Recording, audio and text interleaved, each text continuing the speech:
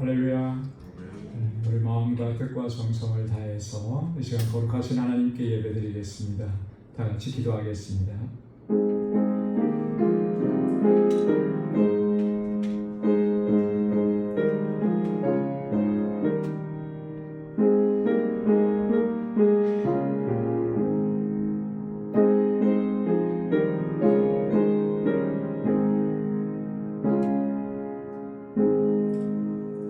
하나님이여, 내 마음을 정하였사오니 내가 노래하며 나의 마음을 다하여 찬송하리로다.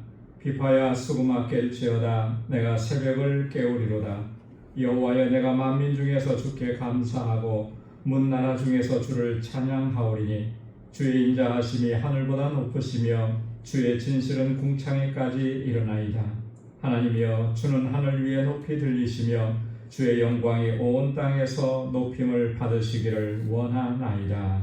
아멘.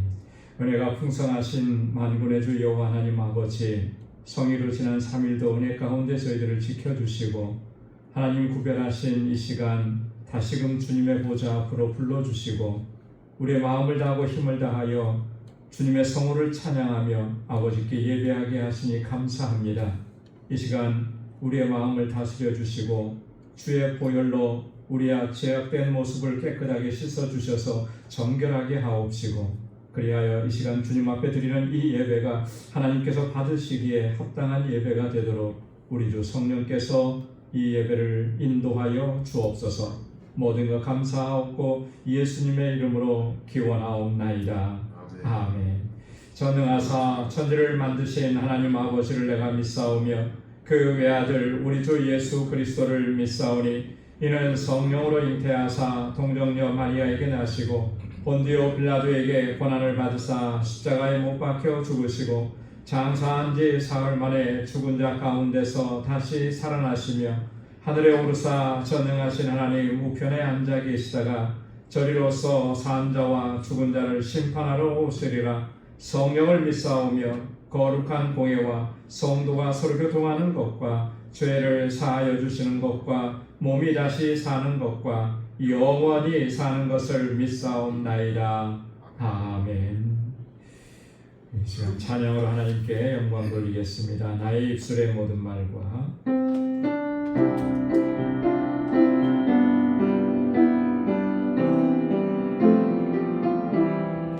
나의 입술의 모든 말과 나의 마음의 묵상이 주께 연락되기를 원하네. 나의 입술의 모든 말과 나의 마음의 묵상이 주께 연락되기를 원하네. 생명이 되신 주 반석이 되신 주 나의 입술의 모든 말과 나의 마음의 묵상이 주께 연락되기를 원하네. 나의 입술의 모든 말과 나의 마음의 묵상이 주께 연락되기를 원하네. 소망이 되신 주 능력이 되신 주 나의 입술의 모든 말과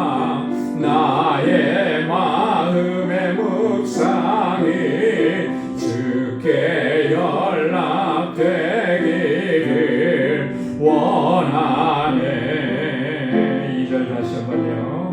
나의 입술의 모든 말과 나의 마음의 묵상이 주께 연락되기를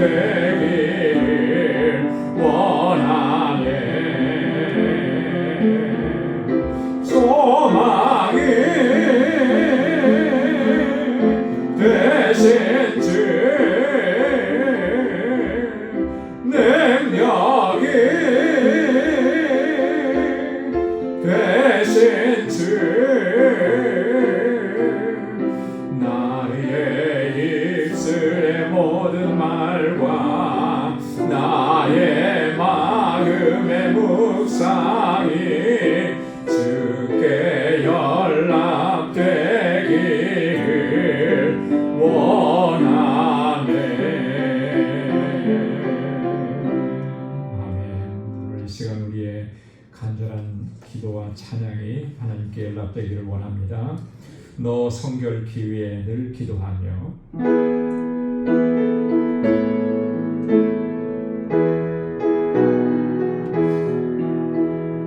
너 성결케 위해 늘 기도하며 너 주 안에 있어 늘 성경 보고 온 형제들 함께 늘 사귀면서 일하기 전마다 너 기도하라.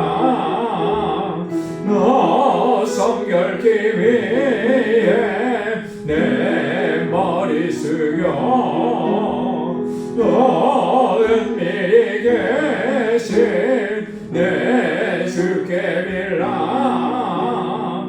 그 사귀어 살면 주 닮으리니 널 보는 이마다 주 생각하리.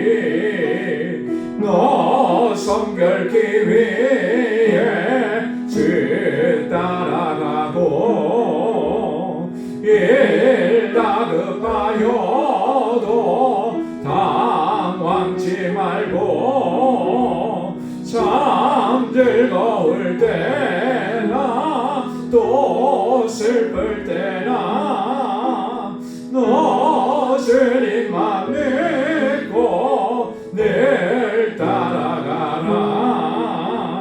너 성결케 위해 늘 기도하며 내 소원을 주께 다 맡기어라. 너 성령을 받아 주 섬겨 살면 저 천국에 가서 더 잘 섬기리. 3절 4절요. 너 성결케 위해 주 따라가고 일 다급하여도 당황치 말고 참 즐거울 때나 또 슬플 때나 너 주님만 믿고 늘 따라가라. 너 성결케 위해 늘 기도하며 내 소원을 주께 다 맡기어라. 너 성령을 받아 주 섬겨 살면 저 천국에 가서 더 잘 섬기리. 아멘. 저 높은 곳을 향하여 날마다 나아갑니다.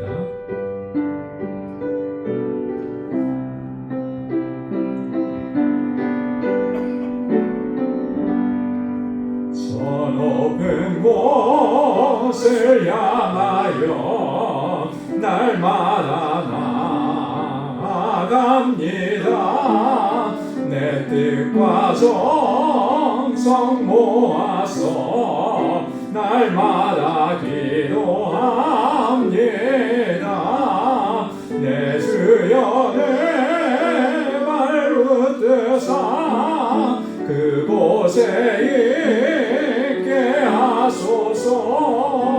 그곳은 빛과 사랑이 언제나 넘치옵니다.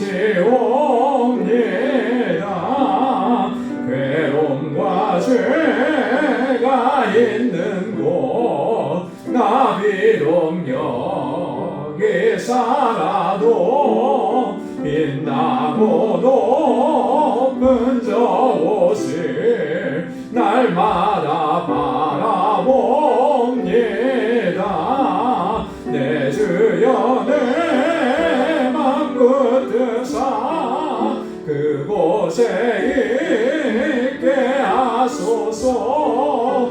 그곳은 빛과 사랑이 언제나 넘치옵니다. 의심의 안개 거치고 근심의 구름 없는 곳 기쁘고 참된 평화가 거기만 있사옵니다. 내 주여 내 맘 붙드사 그곳에 있게 하소서. 그곳은 빛과 사랑이 언제나 넘치옵니다. 험하고 높은 이 길 싸우며 나아갑니다. 다시금 기도하오니 내 주여 나도하소서. 내 주여 내 맘 붙드사 그곳에 있게 하소서.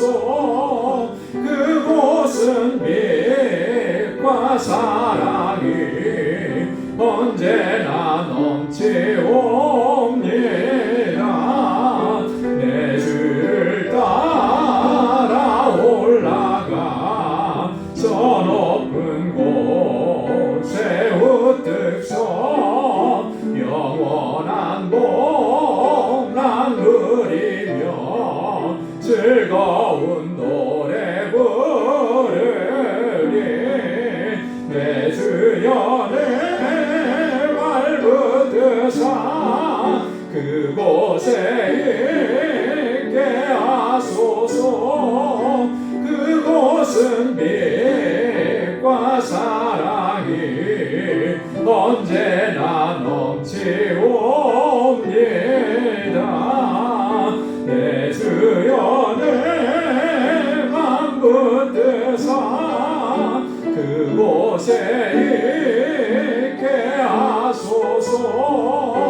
그곳은 빛과 사랑이 언제나 넘치옵니다.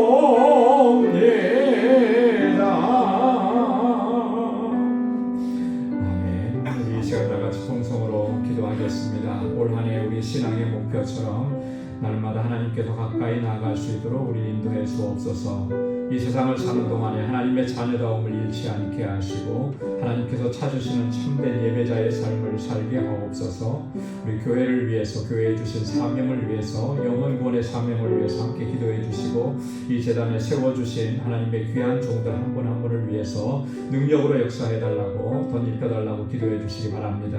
우리 자녀 손들을 위해서 기도합니다. 이곳에서 자라나는 우리 사랑하는 우리 학생들, 또 어린 신령들, 청장년들 하나님 능력의 장중에 붙들어 주시고 하나님 앞에 귀하게 쓰임받는 일꾼들이 다 되게 하옵소서.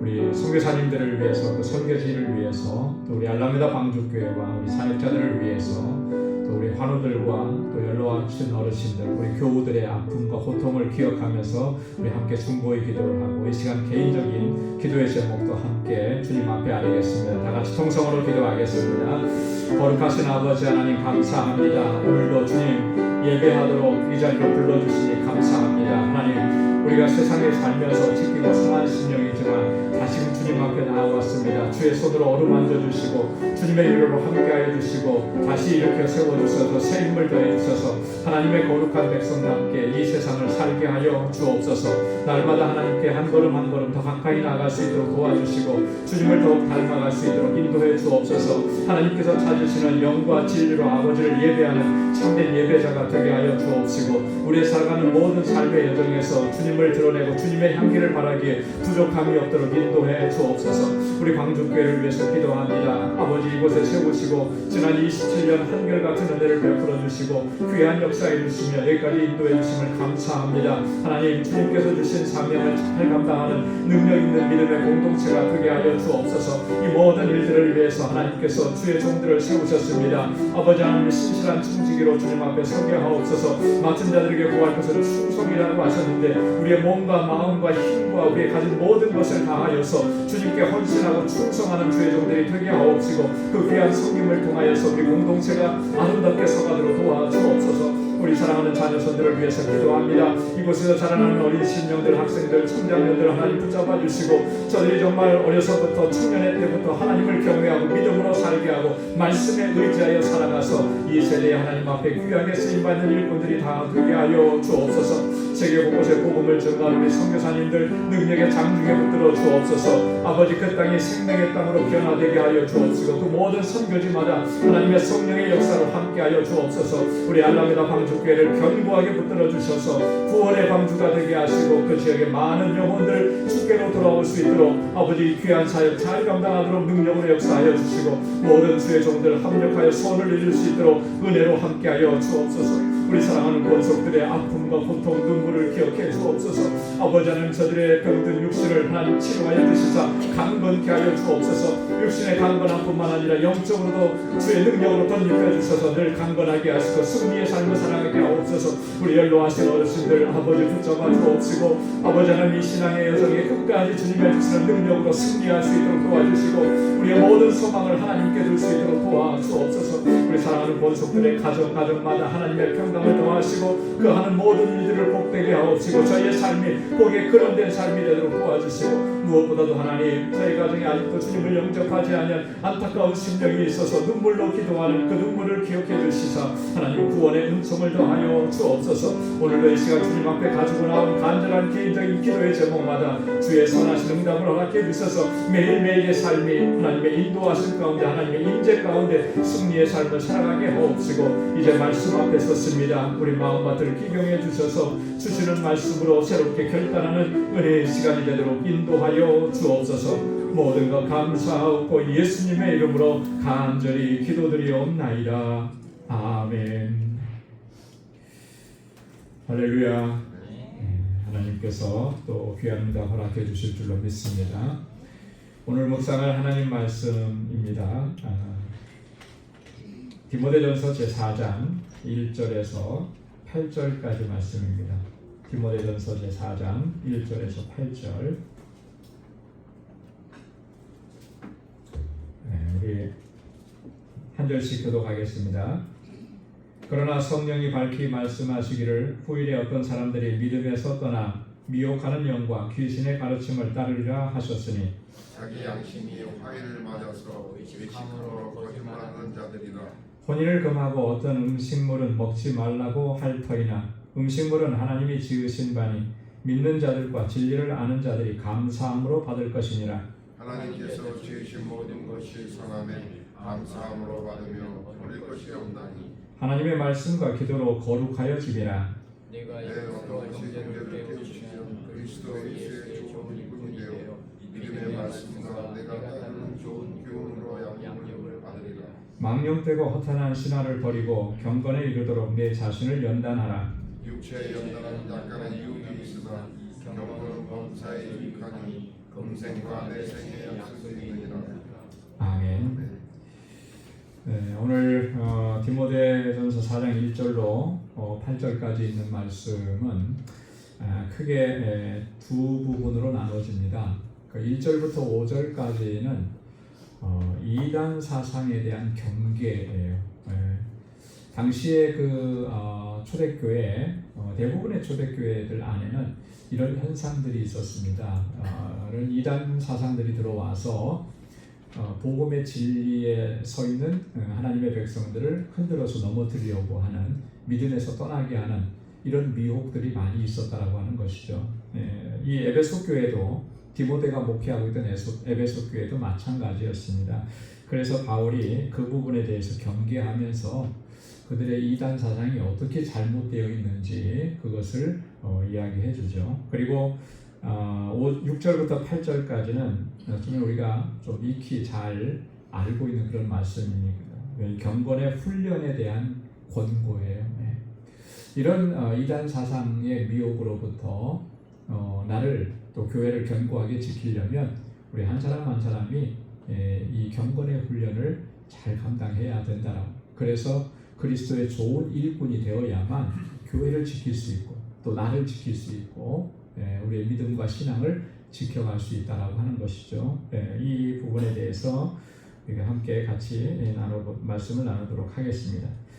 1절 말씀에 보면, 그러나 성령이 말씀하시기를, 밝히 말씀하시기를 후일에 어떤 사람들이 믿음에서 떠나 미혹하는 영과 귀신의 가르침을 따르리라 하셨으니, 성령께서 밝히 말씀하셨다. 성령께서 언제 바울에게 말씀하셨는지 구체적인 그런 내용은 모르지만 분명히 바울은 성령을 통해서 말씀하시는 것을 들었다라고 하는 것이죠. 그래서 그걸 전하는 것입니다. 여러분, 이 성령은 우리가 다양하게 설명을 할 수 있습니다. 요한복음 14장에서는 성령은 보혜사라 그렇게 말씀을 하셨죠. 그죠? 보혜사라고 하는 말이 무슨 뜻입니까? 보혜사, 돕는 자라는 뜻이에요.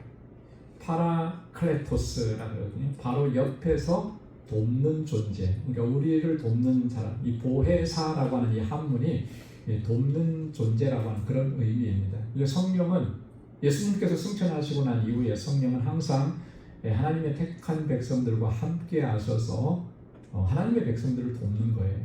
어떻게 돕겠습니까? 성령의 능력으로 돕는 것이죠. 그리고 성령은 또 보혜사이시면서 또 예수님께서는 성령을 뭐라고 말씀하셨냐면 진리의 영이라 그렇게 말씀을 하셨어요. 그래서 요한복음 14장 17절에 그는 진리의 영이라. 진리의 영이라고 하는 말은 뭐냐면 예수 그리스도께서 주신 말씀을 생각나게 하신다라고 하는, 그래서 우리로 하여금 하나님의 뜻을 알게 하고 깨닫게 하신다라고 하는 거예요. 하나님의 뜻을 우리에게 전달해 주시는 분, 그분이 바로 성령, 진리의 영이시다. 그래서 요한복음 14장 25절에 보면 보혜사 곧 아버지께서 내 이름으로 보내실 성령, 그가 너희에게 모든 것을 어떻게 하신다 그랬습니까? 가르치시고 우리에게 오셔서 우리에게 모든 것을 가르쳐 주시는 거예요. 뭘로 가르쳐 주시겠어요? 하나님의 말씀으로 가르쳐 주시는 거죠. 내가 너희에게 말한 모든 것을 생각나게 하시리라. 우리 잘 잊어버리잖아요. 그죠? 잘 잊어버리는데 성령께서는 우리에게 주님께서 하셨던 말씀을 생각나게 하시는 거예요. 여러분, 그래서 우리가 언뜻 문득 하나님의 말씀이 딱 떠오를 때가 있어요. 그죠? 그런 말씀들을 보면 우리가 많이 들었던 말씀들이죠. 근데 어떻게 보면 막 생각해내려고 하지 않았는데도 그 말씀이 떠올라요. 그때 상황에 맞춰서. 여러분, 그래서 우리가 성경 하나님의 말씀을 정말 많이 읽고 많이 묵상해야 되는 게 참 중요합니다. 많이 묵상하고 많이 읽고 그렇게 깊이 묵상하면 할수록요, 우리가 어떤 상황 가운데 있었을 때 그 상황을 헤쳐나갈 수 있는 그런 지혜를 말씀을 통해서 주시는 거예요. 그때 떠오르게 하시는, 그 떠오르게 하시는 역사를 누가 하신다고요? 성령께서 하신다라고 하는 거예요. 그래서 성령은 진리의 영이다. 그 성령께서 밝히 말씀해 주셨는데 후일에 어떤 사람들이 믿음에서 떠나서 미혹하는 영과 귀신의 가르침을 따르리라 하셨다. 성령께서 하신 말씀입니다. 후일에 후일에라고 하는 것은 당시를 기준으로 해서 그리 멀지 않은 가까운 장래의 그런 뜻입니다. 근데 이 후일에라고 하는 이 헬라어 단어는 또 이런 말도 이런 뜻도 스스로도 번역이 됩니다. 말세에라는 말로도 번역이 돼요. 그러니까 후일에라고 하는 말은 말세라고 하는 말과 같은 의미예요. 자, 그러면 말세라 그러면 이 시대에 지금 2000년 전이잖아요. 자, 그러면 말세라면 아직도 한참 멀은 건데 지금도 우리가 말세라 그러잖아요. 그러면 2000년 전에는 말세는 한참 멀은 거잖아요. 근데 이 말세라고 하는 말의 이 의미는 크게 보면 두 가지로 이렇게 분류해 볼 수가 있어요. 좁은 의미로 말세라고 하는 것은 예수님께서 재림하시기 바로 직전을 가리키는 겁니다. 그렇죠? 그때가 우리는 좀 다가온다 그렇게 얘기하잖아요. 근데 조금 더 넓혀서 말세를 얘기하면 언제부터 언제까지냐면 예수 그리스도께서 이 땅에 오신 때부터 주님이 다시 오실 때까지의 기간, 이게 전부 다 말세에 해당이 되는 거예요. 왜 그렇겠습니까? 예수님은 이 땅에 오셔서 생명의 복음을 증거했잖아요. 그죠? 생명을 전한, 그죠? 생명을 증거하면서부터 동시에 어떤 일이 나타나면 심판이 함께 나타나는 거예요. 그래서 예수님 요한복음 3장 16절 17절에 보면 예수 그리스도를 영접하는 자는 어떻게 되는 거예요? 그에게 생명이 있는 거죠. 그러나 영접하지 않는 자에게는 심판이 있는 거예요. 이미 예수님께서 천국의 복음을 선포하시면서부터 이렇게 갈라지게 되는 거거든요. 그러니까 구원과 함께 심판도 함께 일어나는 거죠. 그래서 말세의 시작이라 얘기해요.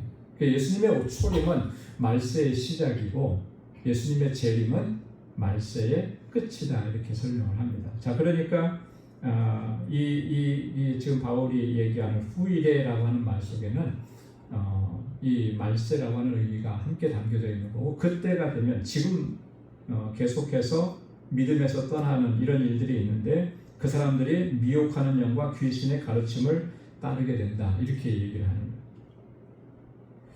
거예요. 어떤 사람들이 그렇게 됐다 그랬잖아요. 근데 어떤 사람들이라고 하냐면 이 사람은 이 마귀와 미혹하는 영과 귀신의 가르침을 따라가는 그런 사람들인데, 이 미혹하는 영과 귀신의 가르침은 구체적으로 뭐냐라고 하는 거예요. 미혹하는 영이라고 하는 말은 마귀의 또 다른 호칭입니다. 그리고 귀신의 영이라고 하죠. 그러니까 마귀는 귀신들의 우두머리라고 이렇게 생각하면 돼요. 귀신들을 하수인으로 부리는 존재. 그러면 이 미혹하는 영과 귀신들은, 마귀는 도대체 어떤 방식으로, 어떤 형식으로 미혹을 하고 자신들을 따라오게 하고 믿음에서 떠나게 하는가? 이 초대교회 안에, 특히 에베소 교회 안에 그렇게 들어온 두 가지 아주 위험한 그런 사상들이 있었다라고 하는 것이죠. 그래서 2절 말씀에 보면 이렇게 얘기합니다. 자기 양심이 화인을 맞아 외식함으로 거짓말을 하는 자들이라. 그들의 특징은 양심의 화인을 맞았습니다. 여러분, 화인이라는 말이 무슨 말이죠? 화인, 말 그대로 화는 불화자, 이는 도장인자잖아요. 그죠? 불도장을 찍은 거예요. 여러분, 불도장은 어떻게 찍습니까? 쇠붙이를 달궈 가지고 신체 부위를 지지는 건 불도장, 화인이라고 해요.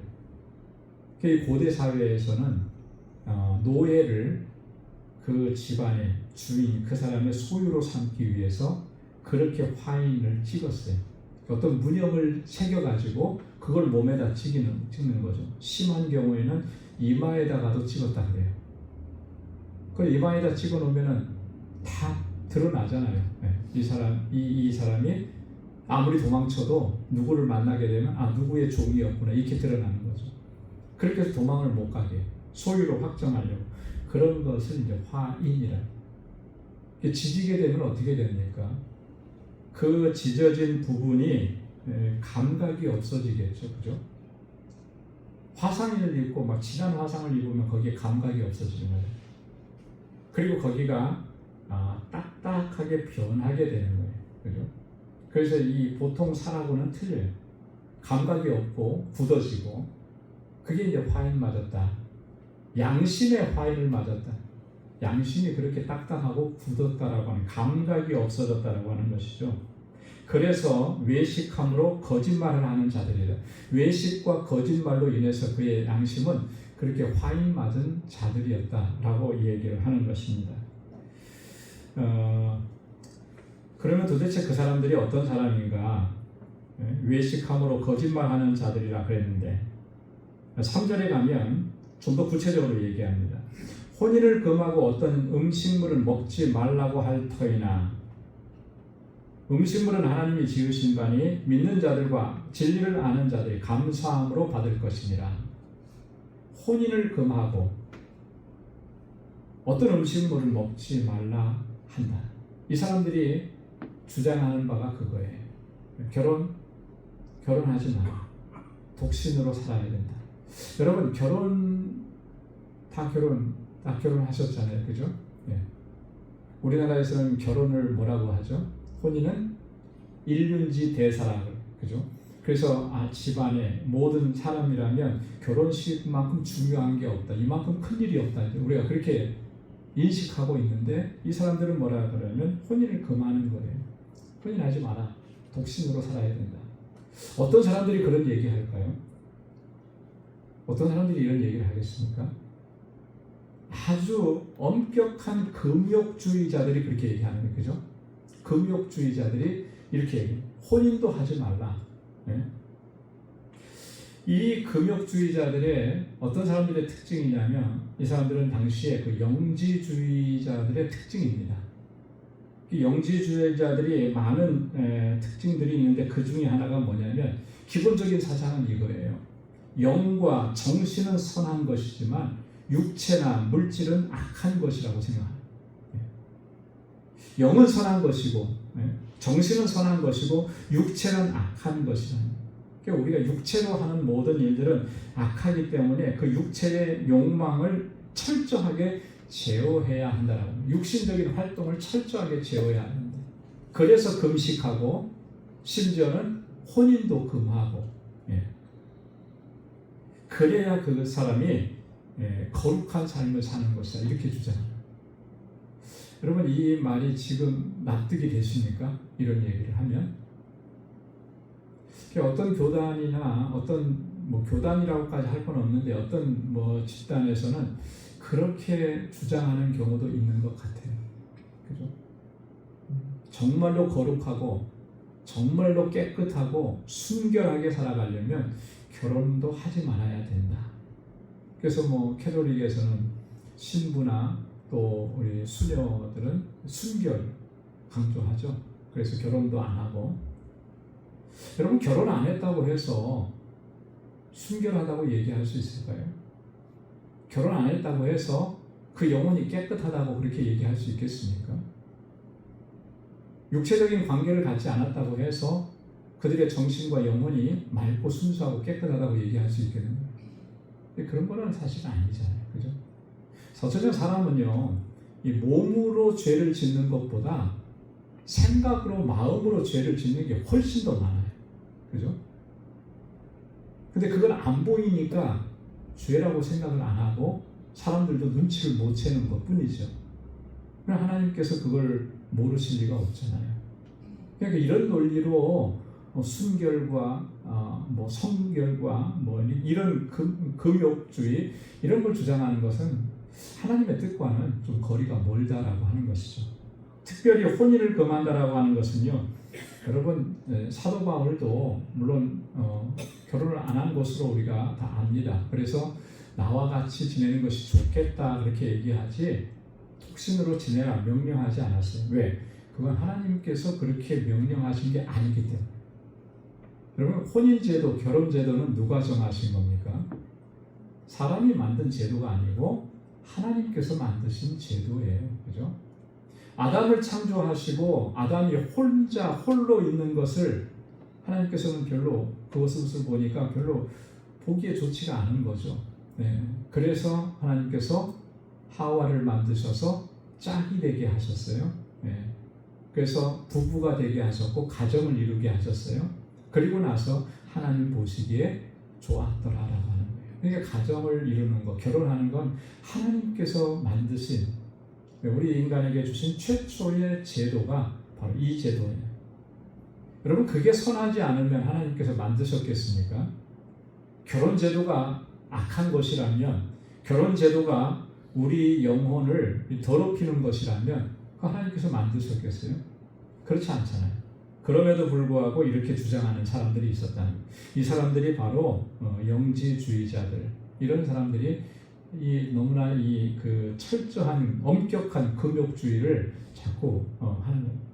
그러니까 이 공동체 안에 있었던 많은 사람들이 이게 좀 혼동이 오기 시작하는 거죠. 예. 자, 그 다음에 어떤 음식물은 먹지 말라. 예. 음식물에 대해서도 먹는 음식, 먹지 말아야 되는 음식, 예, 이런 걸 가리는 거예요. 여러분, 요즘에 못 먹는 음식, 먹지 말아야 되는 음식, 성경에서 그렇게 구별해서 가르는 음식이 있나요? 어떤 분은 그러더라고요. 돼지고기 구약에 부정한 음식이라고 그랬으니까 지금 돼지고기 먹으면 안 된다, 이런 얘기도 있고 하시는 분도 있고. 근데 사실 이 음식에 관한 부분은 이 지금 어떤 음식물을 먹지 말라 이렇게 주장하는 사람들은 누구냐면 유대 율법주의자들이 그렇게 주장하는 거예요. 그 율법의 근거로 해서 율법에 보면은 이 부정한 음식이 있잖아요, 그죠? 그리고 정한 음식이 있고, 부정한 동물, 정한 동물, 이건 먹어야 된다, 먹지 말아야. 그렇게 나눠놨죠. 그걸 이제 다른 말로 얘기하면 의식법이라 그렇게 얘기를 합니다. 의식법.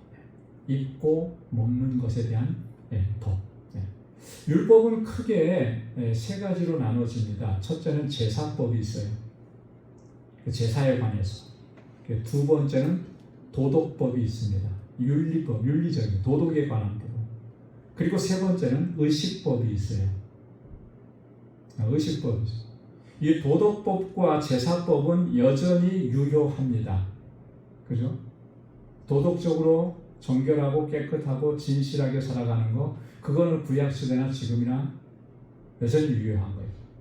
하나님께 예배드리는 그 예배의 원칙에 대한 제사법, 물론 형식은 바뀌었지만 그 원리는 여전한 거예요. 그래서 하나님께 예배드릴 때 우리가 정말 마음을 다하고 뜻을 다하고 그렇게 예배를 드려요. 그러나 의식법은 이제는 그 구속력을 상실했어요. 왜냐하면 예수님께서 오신 이후로 주님께서 우리의 대제사장이 되시고, 그래서 주님께서 이 율법을 완전하게 하셨기 때문에 먹는 거가 문제가 되지 않아요. 그래서 사도행전에도 보면 이방인 사람들이 예수님을 영접하고 구원받고 하나님의 백성이 되었다 했을 때 그들에게 그 예루살렘 공의회가, 베드로를 중심으로 한 예루살렘 공의회가 결정한 사항을 전해줍니다. 거기에 율법에 대한 그 문자적으로 율법을 지켜야 되는 것에 대해서는 얘기하지 않아요. 단지 몇 가지만 조심하고 주의하라, 금해라. 그건 뭐냐면 피를 금하고, 그죠? 피를 금하고.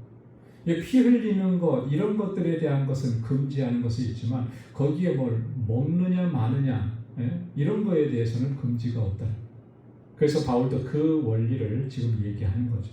모든 식물이라고 하는 것, 모든 음식이라고 하는 것, 그것은 특정한 음식이어서 이건 먹지 말아야 된다, 이런 것은 없는 거예요. 모든 것을 섭취할 수 있는 그런 이 가능, 그것을 이미 다 우리에게 허락해 주신 거죠. 물론 우리가 저런 것을 어떻게 먹나, 그런 것들이 있잖아요. 꺼려지는 것들이 있죠. 어떤 것들이 있을까요? 어떤 것들이 있을까요? 우리나라 옛날에는 이거 음식 많이들 잘 먹었잖아요. 보신탕이요. 옛날에는 다 한국에 있을 때는. 그러나 지금은 사회적으로 그것이 먹는 것이 이렇게 문제가 되죠. 세계적으로도 문제가 되고 그래서 그것은 먹지 말도록 그렇게 하고 있잖아요. 이런 어떤 사회적인 문화적인 배경 때문에 우리가 먹지 못하는 그런 것들, 먹어서는 안 되는 그런 것들이 있지만 성경이 어떤 음식은 먹어도 되고 어떤 음식은 먹으면 부정하게 되고 이런 것을 가르지는 않았다라고 하는 거예요. 그런데 이 공동체 안에 그런 일들이 많이 있어서 혼란을 겪는 거죠. 여러분 우리가 금욕 생활을 한다라고 하는 것, 금욕 생활을 하는 것은 취지는 아주 좋잖아요. 우리를 정결하게 하고 깨끗하게 하고 더럽히지 않으려고 하는 것. 그래서 금식도 하고 그렇게 해요. 자, 그런데 중요한 건 뭐냐면 정말 그것이 하나님께서 원하시고 기뻐하시는 금식이고 금욕이냐라고 하는 거예요. 이걸 찾아야 되는 것이지 다른 것에서 누가 이렇게 하라고 하니까 전통적으로 이렇게 해왔으니까 이게 기준이 돼서는 안 된다. 성경을 보면 분명하게 우리에게 말씀합니다. 금식에 대해서도 말씀하고 금욕에 대해서 말씀할 때 어떤 것을 먹느냐 먹지 마느냐 어떤 것을 하느냐 하지 마느냐 이런 것이 기준이 아니고요. 분명하게 하나님께서는 우리에게 주시는 말씀이 있어요. 그래서 로마서 13장 13절에 보면 낮에와 같이 단정히 행하고 방탕하거나 술 취하지 말며 음란하거나 호색하지 말며 다투거나 시기하지 말고 이런 것들은 하나님께서 기뻐하시지 않는 일들입니다. 이런 것들을 금하라고 하는 것이죠. 또 이사야 58장 6절로 7절 말씀에 보면 내가 기뻐하는 금식은 아주 구체적으로까지 말씀해요. 하나님께서 기뻐하시는 금식이라고 합니다. 당시 사람들은 음식을 금하는 금식을 아주 중요하게 생각을 했어요. 그래서 철저한 그런 하나님의 뜻을 쫓아서 살아간다. 예수님 당시에는 바리새인들이다. 이러면은 철저하게 금식 생활을 하는 것을 첫 번째로 꼽았단 말이죠. 여러분 금식이 뭐죠? 식사를 금하는 거잖아요. 안 먹는 거잖아요. 그걸 굉장히 자랑스럽게 생각을 했어요. 그런데 하나님께서 보시는 것은 그거 밥 한 끼, 일주일에 밥 한 끼, 일주일에 밥 하루 굶은 거 그게 중요한 게 아니라는 거죠. 정말 중요한 건 뭐냐? 그러면서 이사야를 통해서 주신 말씀이 이런 거예요. 흉악의 결박을 풀어주고 멍에의 줄을 끌어주고 압제당하는 자를 자유하게 하고 이게 하나님께서 기뻐하시는 금식이라고 하는 거죠. 하나님께서 원하시는 것을 하기 위해서 자기 자신을 철저하게 절제하는 것 이게 진정한 금식이라는 거예요. 하나님께서 원하시는 걸 하기 위해서 내가 할 수도 있죠. 내가 좋아하는 것도 있고 그것을 절제하는 것 이게 진정한 금식이라고 하는 것이에요. 그래서 하나님의 뜻을 이루어 가십니다. 자, 음식물은 보십시오. 음식물은 그 다음에 이어지는 말씀에 하나님이 지으신 바니 믿는 자들과 진리를 아는 자들이 감사함으로 받을 것이니라. 음식은 음식 자체가 정하고 부정하고 그런 게 없다는 거예요. 어떻게 하면 되는 걸 알겠습니까? 감사함으로 받으면 된다라고 하는 거예요. 자, 그 다음에 4절과 5절 말씀에 보면 하나님께서 지으신 모든 것이 선함에 감사함으로 받으면 버릴 것이 없나니 하나님의 말씀과 기도로 거룩하여집니다. 하나님께서 지으신 모든 것은 다 선한 것이다. 그것이 음식물이 무슨 재료로 만들어졌든지 그거하고는 상관없어요. 하나님께서 만드셨기 때문에 선한 것이라고. 그죠? 그 물질이 선하기 때문에 선한 것이 아니고 선하신 하나님께서 만드셨기 때문에 선한 거예요. 그러니까 이 세상에 존재하는 모든 물질 세계는 하나님께서 만드심으로 인해서 하나님께서 창세기에 보면 이 모든 것을 창조하시면서 그죠? 매일매일의 창조를 이루어 가시면서 맨 마지막에 그날의 창조를 하시고 그것을 보시고 나서 하나님께서 뭐라고 하셨다 그러냐면 보시기에 좋았더라. 그죠? 보시기에 좋았더라. 그 마지막에 가서는 심히 좋았더라. 좋았다라고 하나님 보시기에 좋았다라고 하는 것은 다른 말로 얘기하면 선하다라고 하는 그런 의미예요. 그렇기 때문에 감사함으로 받으면 그것이 무엇이 되었든지 감사함으로 받으면 이제 버릴 것이 없는 거예요. 그리고 진정으로 우리가 거룩해지는 것은 무엇과 무엇으로 거룩해진다 그랬습니까? 하나님의 말씀과 기도로 거룩해지는 거예요.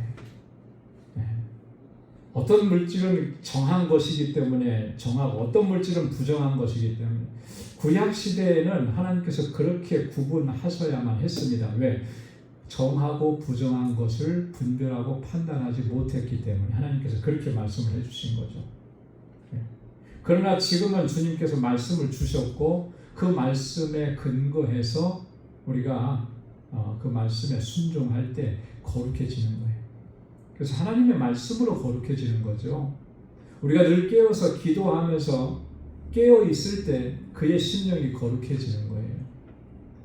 여러분, 우리가 하나님께서 우리를 거룩한 존재로 부르셨는데 그 거룩하게 하심을 지켜나갈 수 있는, 힘써서 지키라 그랬잖아요. 어떻게 지킬 수가 있겠습니까? 뭘로 지키겠습니까?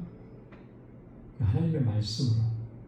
그래서 하나님의 말씀을 늘 묵상해야 되고 그 말씀에 순종해야 돼요. 늘 깨어서 기도해야 되는 거예요.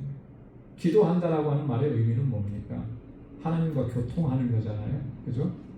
하나님과 교통하고 하나님의 도우심을 구하는 거예요. 하나님이 도우시지 않으면 우리의 거룩함을 어떻게 지켜나갈 수가 있겠습니까? 그렇기 때문에 우리가 하나님의 말씀과 기도로 거룩해지는 것, 그것을 기억하고 말씀과 기도에 힘써야 된다라고 하는 그런 의미예요. 그래서 음식물을 금하고 혼인을 금하는 그런 금욕주의적인 이단의 이런 잘못된 사상을 바로 잡으라는 거죠. 네. 자, 그러면서 6절과 8절에 그리스도의 좋은 일꾼이 되어야 한다 이렇게 말씀을 권면합니다. 6절에 보면 내가 이것으로 형제를 깨우치면 그리스도 예수의 좋은 일꾼이 되어 믿음의 말씀과 내가 따르는 좋은 교훈으로 양육을 받으리라. 내가 이것으로 형제를 깨우치면, 지금까지 바울이 권고한 이 말씀을 가지고 디모데가 형제를 깨우치면 그 믿음의 공동체에 속한 그런 권속들을 깨우쳐라. 그러면 그리스도의 좋은 일꾼이 된다. 깨우친다라고 하는 이 말은요, 이런 의미를 가지고 있습니다. 어떤 명령이 아니고 어떤 권고나 제안 혹은 충고를 통해서 그 사람이 스스로 깨닫게 하는 것을 의미해요. 명령을 통해서 강제하는 것이 아니고 깨우친다라고 하는 거예요. 여러분, 그래서 우리가 뭔가를 깨우친다고 했을 때, 깨닫게 된다라고 했을 때 강압적인 어떤 힘에 의해서 깨달아지는 게 아니고 권고나 제안 그런 것들을 통해서 스스로 깨닫게 하는 것, 이게 굉장히 중요합니다. 그래서 때로는 기다리고 또 그렇게 해야 하는 것이죠. 설교도 어떤 측면에서 보면 깨닫게 하는 거예요. 그죠? 하나님의 말씀을 전하면서 그 말씀을 듣는 사람들이 그 말씀을 듣고 깨닫게 되는 거. 그래서 하나님 앞에 나를 바로 세워가듯 그런 것들을 기대하면서 하나님의 말씀을 전하는 것이죠. 어떤 이단들은 가면은 교주가 막 명령을 내리고 막 이렇게 하는데 설교는 그런 게 아니거든요. 그죠? 그렇게 한다고 해서 깨달아지는 것도 아니고, 하나님께서 깨닫게 하시는 은혜를 주셔야만 깨닫게 되는 거죠. 말씀을 들었다고 해서 다 똑같이 깨달아지는 건 아니잖아요. 그죠? 또 똑같은 말씀을 들어도 또 각자가 다 다르게 적용을 합니다. 30분 설교를 하면 어떤 부분은 A라는 곳에서 이렇게 도전을 받고 깨닫고, 어떤 분은 C라는 부분에서 도전을 받고 그러는 거예요. 그게 하나님의 은혜인 것이죠. 그 설교는 그렇게 깨닫게 하기 위해서 하나님의 말씀을 전하는 것이고, 또 이 말씀을 준비할 때 그렇게 기도하면서 말씀을 준비하는 거예요. 그래서 말씀을 받는 우리도 항상 그 기도가 있어야 되죠. 그죠? 오늘 주시는 말씀을 통해서 나에게 도전이 되고 깨닫게 되는 그런 부분 하나님 알게 해 주십시오. 또 오늘 내가 말씀을 읽을 때도 그렇게 기도하면서 말씀을 읽어야 된다고 하는 것입니다. 그래서 바울은 디모데에게 또 믿음의 말씀과 내가 따르는 좋은 교훈으로 너는 양육을 받으라 그렇게 권고하고 있습니다. 그러면서 7절과 8절에 망령되고 허탄한 신화를 버리고 경건에 이르도록 내 자신을 연단하라. 경건에 이르도록 내 자신을 연단하라. 연단한다라고 하는 말은 다른 말로 얘기하면 훈련하라라고 하는 그런 의미죠. 뭘 훈련하냐면 경건에 이르도록. 근데 경건에 이르도록 연단하는데 버려야 될 것이 있어요. 망령되고 허탄한 신화. 신화라고 하는 것은 뭐 전통적으로 내려오는 이야기나 꾸며낸 이야기 이런 것들을 이제 신화라 그러잖아요. 자, 그런데 그 앞에 수식어가 망령되고 허탄하다 그렇게 수식어를 붙였습니다. 망령되다라고 하는 말은 사악하다, 뭐 경건치 않다, 속되다 그런 뜻입니다. 종교적인 의미로는 그거는 무가치한 것이다라고 하는 그런 의미를 가지고 있어요. 자, 이런 신화들, 허탄한 거, 그러면 허탄하다라고 하는 말의 본 뜻은 꾸며낸 이야기 그런 뜻입니다. 그래서 예전에 이런 거예요. 옛날에 그 어르신들 중에 할머니 할아버지들은 그 손주들한테 옛날 얘기 많이 해주는데 그 옛날 얘기 중에 대부분은요 꾸며서 얘기한 게 많아요. 그죠?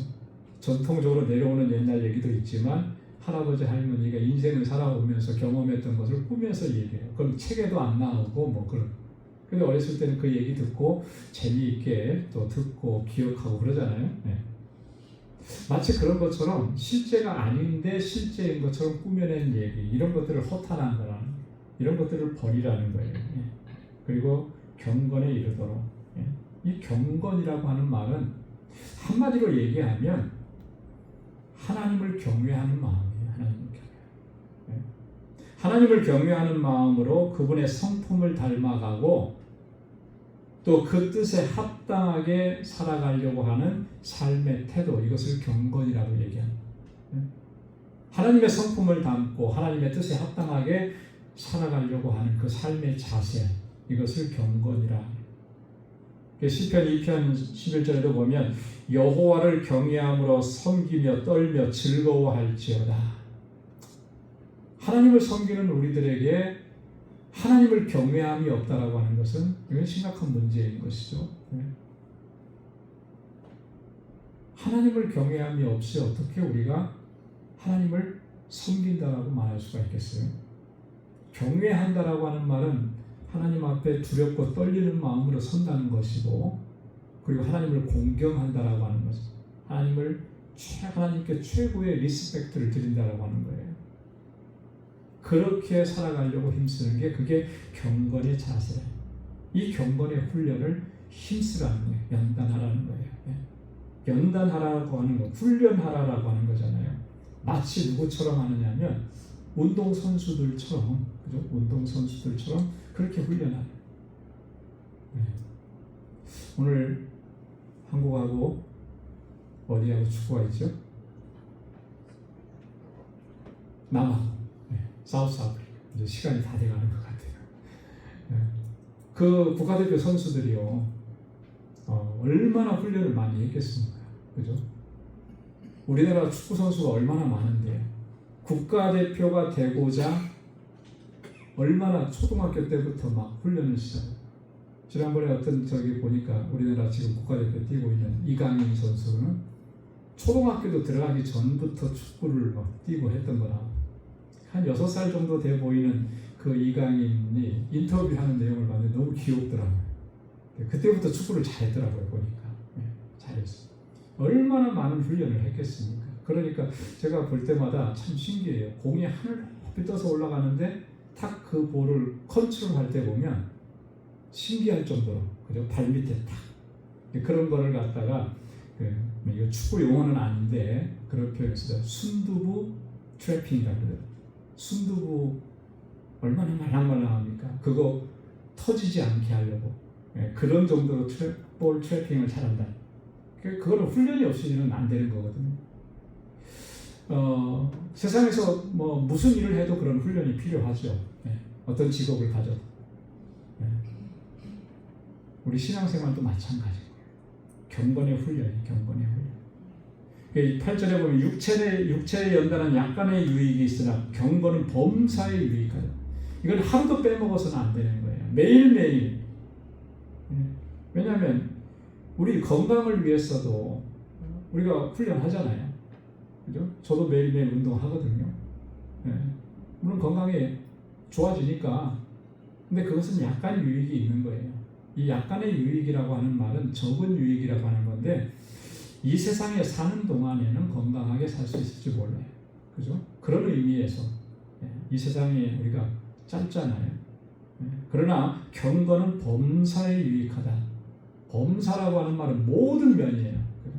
예외 없이. 근데 금생과 내생의 약속이 있다 그랬습니다. 금생과 금생은 뭐죠? 이 세상이죠. 내생은 뭐예요? 죽어서의 세상입니다. 자, 금생의 약속은 뭐겠습니까? 바울은 그렇게 얘기했습니다. 하나님과 평화를 누리는 삶이에요. 그리스도 안에서 우리가 평강을 누리는 삶. 예수님께서 부활하셔서 제자들에게 나타나셔서 너에게 뭐가 있을지어다? 평강이 있을지어다. 주님이 주시는 평안. 그걸 누리게 되는 거죠. 경건한 자가. 내생에 있어서 약속은 뭐겠습니까? 요한계시록 14장 13절에 있는 것처럼 우리가 이 세상을 떠나고 난 이후에도 모든 이 세상의 수고를 그치고 이제 주님과 함께 영원히 사는 것. 누가 그런 삶을 누릴 수 있다는 거예요? 경건에 힘쓴 사람, 경건의 훈련을 게을리 하지 않은 사람. 여러분 오늘 특별히 오늘 7절과 8절 말씀은 항상 마음에 간직하시고 우리가 뭔가를 위해서 열심히 일하려고 할 때 한 번 더 생각하십시오. 내가 이 일을 위해서 열심히 훈련하고 열심히 하는데 그러면 정말 내가 하나님 앞에 경건하게 살아가려고 얼마만큼 훈련하고 있는가? 그건 하루도 빼먹지 않아야 되는 정말 중요한 훈련이에요. 그래서 우리가 하나님의 말씀과 기도로 늘 거룩해지고 하나님께서 기뻐하시고 귀하게 사용하시는 그런 믿음의 일꾼들로 주님 앞에 쓰임 받을 수 있기를 주님의 이름으로 축원합니다. 기도하겠습니다. 은혜가 풍성하시고 자비하신 하나님 감사합니다.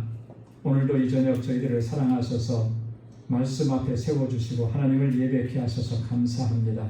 우리를 미혹해 하는 것들이 참으로 많이 있지만 하나님 우리를 더욱 견고하게 세우셔서 어떠한 유혹도 어떠한 미혹도 우리를 흔들지 못하게 하시고 하나님들 믿음으로 승리하게 하여 주옵소서. 예수 그리스도의 좋은 일꾼으로 하나님 기뻐하시는 일꾼으로 주님 앞에 쓰임받기를 원합니다. 늘 깨어있게 하시고 경건의 훈련을 게을리하지 않도록 인도해 주옵소서. 주님 부르시는 그날까지 하나님 앞에 신실한 종으로 설 수 있는 우리 모두가 되게 하여 주옵소서.